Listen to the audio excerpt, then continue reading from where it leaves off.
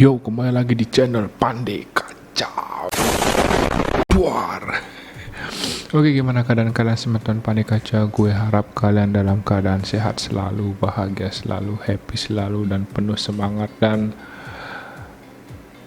ada info bahwa COVID mulai mengganas lagi. Jadi gue harap kalian saat ini mematuhi protokol lagi dengan ketat, menggunakan masker, walaupun bulan-bulan kemarin sudah kita dinyatakan lepas masker, tapi di hari ini COVID sudah mulai mengganas lagi. Jadi gue harap tidak ada lagi tahun-tahun COVID, mudah-mudahan hilang. Jadi gue harap para semeton akan melakukan protokol kesehatan lagi, menggunakan masker saat berkeluaran, ingat hand sanitizer, dan ingat vaksin booster. Jadi sekian dulu info dari Pandai Kacau. Tidak, jadi itu adalah arahan dari pemerintah agar kita tetap menggunakan masker, dan karena COVID sudah mulai mengganas lagi, dan mudah-mudahan tidak mengakibatkan tahun-tahun COVID yang meresahkan. Jadi gue harap patuhin di protokol. Di video kali ini gue akan membahas gimana ya suka duka jadi YouTuber pemula. Jadi sebelumnya gue udah pernah buat jadi suka duka jadi YouTuber, tapi hari ini yang temanya tuh mengkhusus di mana YouTuber gagal.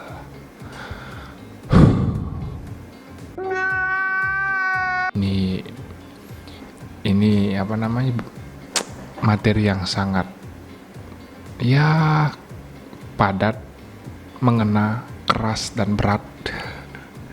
Jadi hari ini gue mau cerita aja tentang ya YouTuber gagal. Jadi ini juga pernah gue halamin di hari-hari minggu-minggu sebelumnya. Jadi gue itu diakibatkan beban kerja yang ya sangat padat, beban kerja yang sangat berat, jadi harus deadline. Jadi gue harus terpaksa ingin berhenti menjadi YouTuber. Jadi tapi karena ada sesuatu dan lain hal, gue tetap bersemangat. Ya begitulah, karena kita tahu YouTuber pemula itu rintangannya sangat berat, sangat susah dibandingkan dengan YouTuber yang sudah sukses dan kaya di sana, yang sudahlah, baik artis, baik itu YouTuber yang emang sudah terkenal, yang ya udah nggak bisa dilewati lah. Maka dari itu YouTuber pemula ini harus bekerja keras dan bekerja sangat keras untuk memutar otaknya, mencari ide, mencari sesuatu yang baik yang bisa membuat mereka terkenal.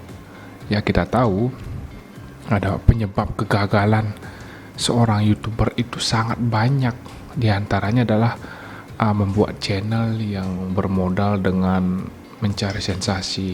Itu bisa menimbulkan kekacauan di kemudian hari. Kenapa tidak? Karena kita tahu kalau misalnya kebanyakan orang yang komplain terhadap report channel YouTube kita, jadi pihak YouTube itu bisa berhak untuk mencabut dan melakukan pemblokiran kepada channel kita. Itu salah satunya, karena kita tahu di Indonesia, ya walaupun bukan jadi Indonesia aja sih, di berbagai negara itu membuat sensasi itu memang sesuatu hal yang bisa meningkatkan tren secara cepat. Maka dari itu menjadi penyebab kegagalan yang mungkin yang nomor satu mungkin ya, karena kita tahu kan di Indonesia contohnya tiba-tiba viral 1 minggu down, viral sekian hari tiba-tiba down. Ya seperti itulah contohnya. Maka dari itu kita sebagai YouTuber pemula itu harus berpikir dan memutar otak bagaimana cara kita untuk menjadi YouTuber yang bisa diterima dan tidak membuat sensasi yang ya dia yang bisa gimana ya dibilangnya, yang jelek lah pokoknya. Maka dari itu seorang YouTuber pemula itu harus benar-benar kreatif, mencari ide baru, dan harus jeli melihat peluang. Jadi yang kedua yang menyebabkan YouTuber gagal itu adalah malas. Malasnya kenapa? Ya malas membuat konten, malas mengupload video, karena kita tahu YouTube menganjurkan kita mengupload video sesering mungkin untuk mendapatkan monetisasi, jam tayang, subscribe, dan penghasilan lah dari situ. Makanya YouTube menganjurkan kita untuk mengupload setiap hari sebisa kita. Maka dari itu kita harus kreatif. Dan satu lagi, mumpung temanya ini, kita itu dilemanya kenapa? Satu, kita punya pekerjaan tetap. Contoh kayak pekerjaan gue kerja di toko fotokopi. Jadi kerjaan tambahan gue YouTube. Ya, kadang-kadang orang-orang itu berhenti di pekerjaan utama dan fokus di YouTube. Itu salah. Itu salah besar. Kenapa gue bilang seperti itu? Karena penghasilan YouTube pemula itu belum tentu bisa sebanding dengan gaji pekerjaan utama lo. Karena kita itu perlu makan setiap hari. YouTube pun perlu modal. Gue udah buat videonya, jadi saksikanlah, gue taruh di sini. Karena YouTuber itu perlu modal, belum pembeli perlengkapan kamera, lighting, komputer, wifi untuk upload, internet lah. Ya, seperti itu. Dan gue saranin ya, walaupun kita sama-sama atau walaupun gue itu YouTube pemula, gue saranin lo kerja di pekerjaan utama, mendapatkan penghasilan atau gaji, dan lo sisihin sedikit demi sedikit untuk menunjang YouTube lo. Ngerti nggak? Di gaji lo yang lo dapat dari pekerjaan utama lo sisihin untuk bisa beli kamera, mungkin beli lighting atau beli komputer, lo sisihin sedikit demi sedikit. Dan pekerjaan YouTube itu lo jalankan sebagai pekerjaan tambahan dan hobi. Ingat, pekerjaan tambahan dan hobi. Kenapa gue bilang begitu? Karena kalau lo bekerja tambahan dan hobi dijadikan satu, lo gak bakalan mikirin tentang namanya penghasilan. Karena kalau udah hobi, kalau udah seneng, apapun kan yang lo lakuin itu pasti lo kerjain. Walaupun nanti beli kamera mahal lah, kalau udah hobi ya pasti lo jabanin kan. Bener gak? Jadi itu, kalau misalnya YouTube lo udah melebihi penghasilan pekerjaan utama lo, seperti YouTuber yang ada di Indonesia yang sudah terkenal itu, lo baru pindah alih, di mana pekerjaan tambahan dan disertai hobi lo itu berubah menjadi pekerjaan utama. Lo fokus dah lo mencari penghasilan di YouTube. Ya itu baru saran. Itu saran gue ya.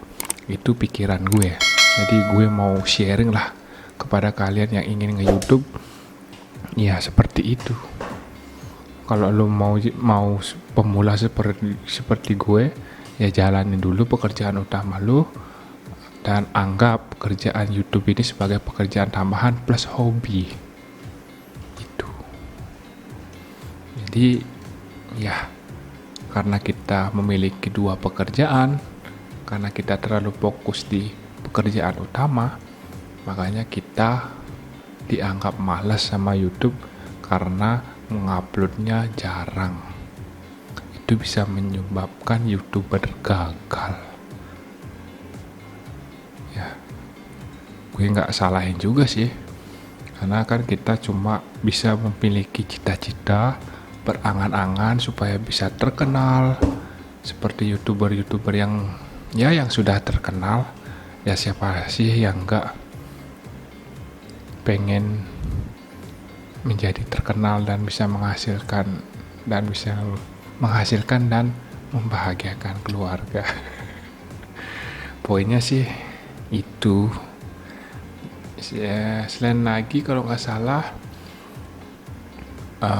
yang membuat jadi YouTuber gagal itu adalah menggunakan hak cipta orang lain. Jadi kita mengambil video dari YouTube dan kita re-upload lagi menggunakan lagu-lagu, karena sekarang YouTube dan musik itu sudah memiliki hak cipta.